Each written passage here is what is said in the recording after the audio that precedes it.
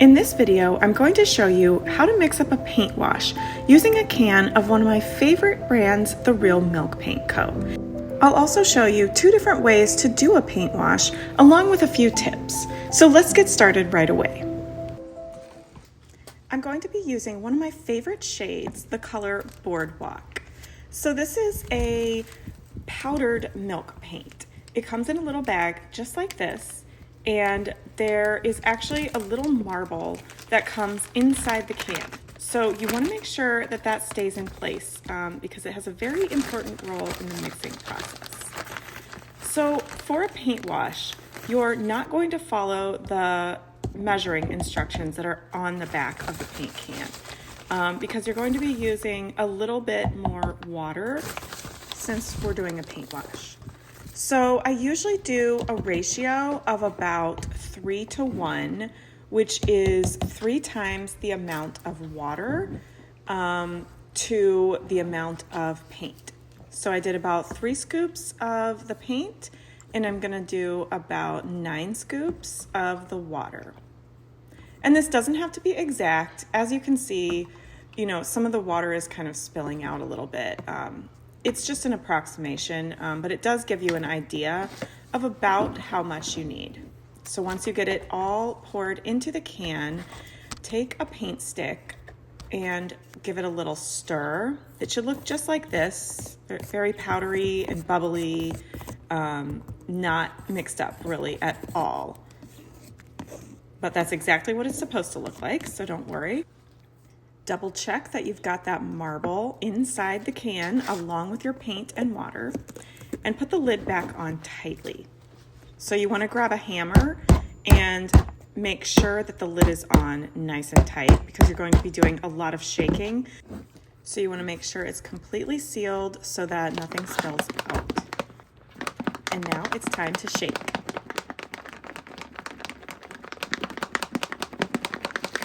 So you need to shake this for at least 5 minutes. Once you've mixed it up, make sure you shake that up good. Shake for about 5 minutes. So I shook this for 5 minutes and now I'm ready to open it up. I'm gonna use your screwdriver or a paint can opener, whatever you need. And I'm gonna show you how it looks. Very, very pretty. There it is. Sometimes it's more bubbly than this. This looks really, really good. So now I'm just gonna lightly place the lid on top and let it sit for about 20 to 30 more minutes to get the rest of the bubbles to settle.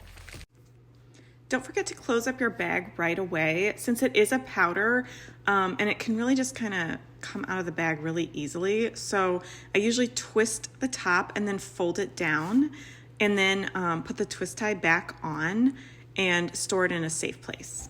And I'm just gonna let this paint wash soak in because this is raw wood and it should just soak in beautifully. Even if it's a slightly different color, it should be very similar. So I'm really not worried about wiping off any of the excess for this one. And when you're doing raw wood,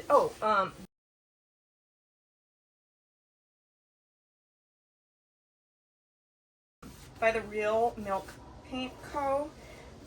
Is ideal for raw wood. It just soaks right in. I think it's actually made to really soak into the wood and it almost acts like a stain. That's why it works so well as a stain.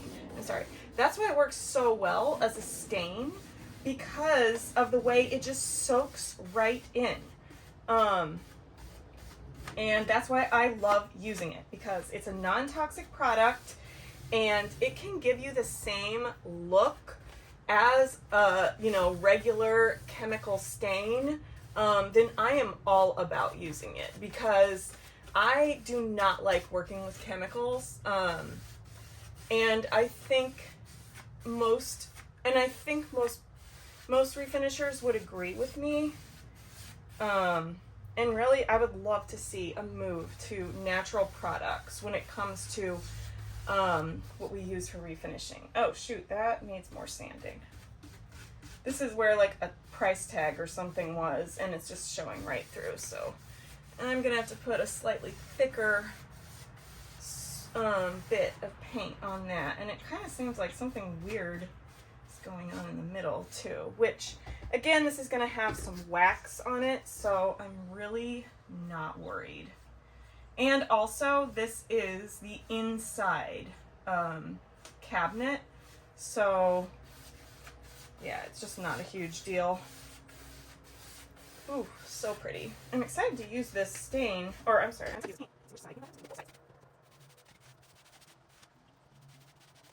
that's soaking really well. And here's how it looks once it dried. It's a beautiful, neutral, kind of gray, kind of beige color. And this is on a piece of oak plywood, so that is how it's going to look without any top coat or wax over it. There's two ways that you can do a paint wash. One is to paint it on and let it dry completely without doing anything. The other way is to paint it on and then wipe it back right away with a cloth or a paper towel. Okay, so you want to give that a stir, and you'll notice as you stir that that foam like should die down a little bit. It's okay if it's still pretty foamy. This might actually need a little bit more water. It's looking a little too painty to me. So I'm actually going to scoop in one more small scoop of water. And once it's like mixed up like this, you don't need to wait another 20 to 30 minutes before you do the next step. So this is kind of more the texture that you want to see. Like it's kind of like dripping right off instead of all staying on my paintbrush. So I've got that, so I'm going to see how that works, and I'm just going to start painting it on. The color is really pretty, so I do really like the color. I think it's going to match and go really well with the color of paint that I have on the base. I'm really excited to see what it looks like when it dries.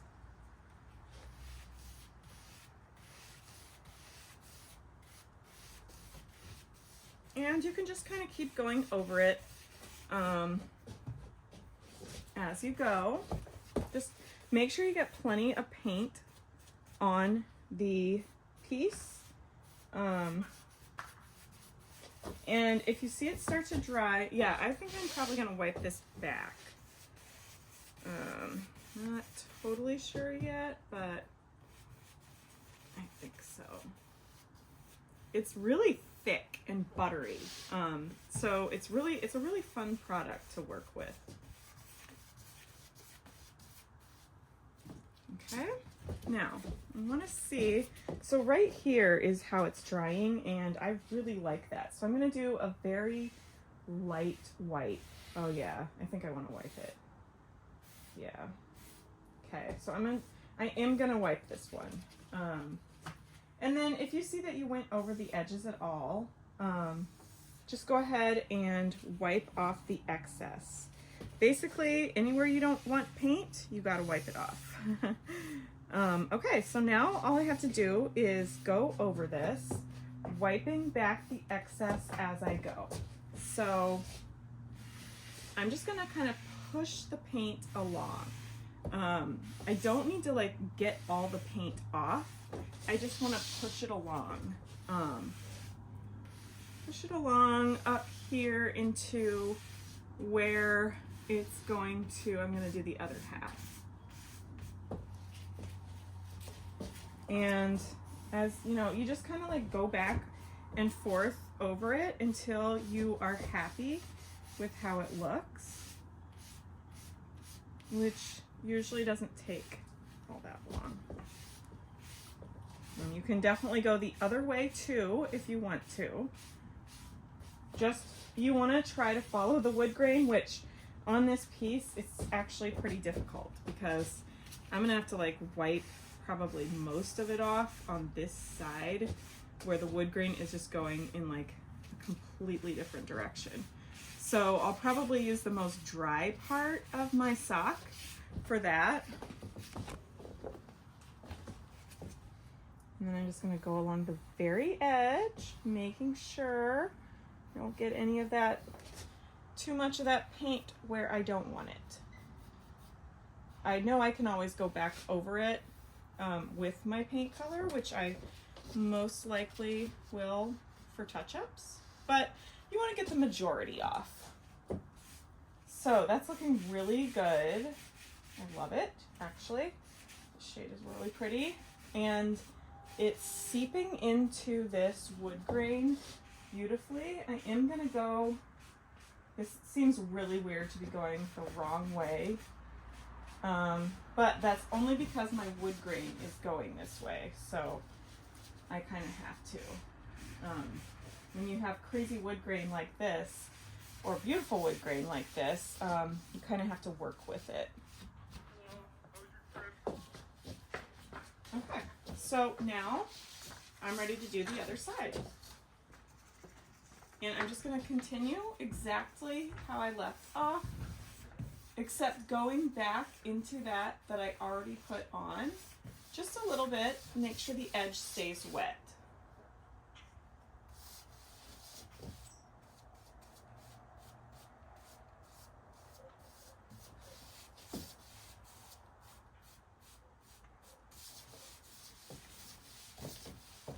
Now, I just want to say, like, when you first start using this paint, if you've ever used other paints before, you're going to think it's really weird. It's just a totally different, it's a totally different type of paint. So it is a milk paint, which just makes it very different. So it works best on bare wood. So either a brand new piece, or a piece that you have completely stripped down. I haven't really tested it out too much on anything else. And then the other thing is, when you paint it on, like I'm doing right now, it looks like this, and the color is just like totally different when you first paint it on than when it dries. So that's one thing that I wanted to point out, because I don't want you to freak out if you start painting it on and it's not the color that you think it is at first. I promise you it dries really close to the color on the bottle. I've been really pleasantly surprised by all the shades that I've tried so far, and they actually, even though they look totally different when I'm starting to paint them on, they really dry and look pretty much exactly, almost identical to whatever that little sticker, the label on the bottle says. So now I'm just gonna work with the edge and make sure that I blend all that kind of back into the this side. I don't want any lines or streaks in my paint wash. So luckily paint washing is very forgiving, and you can work with it for a while before it starts drying, just because it has so much water in it. Okay,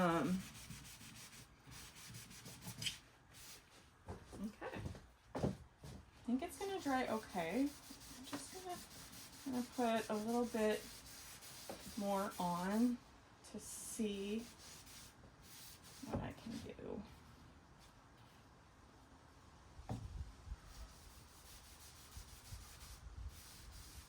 And like I said, you just kind of work with it until you are really happy with how it looks and how it blended. So I'd say mine needs a little bit of help right here because it dried kind of weird. So I'm just gonna go right back over it, over the whole thing. Where it dried weird, this part is just kind of messing around, getting it to look right. And if it doesn't, sometimes you have to start over.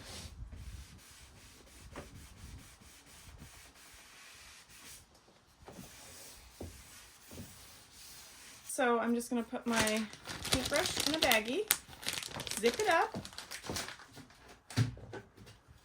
put the lid on, and save that for later.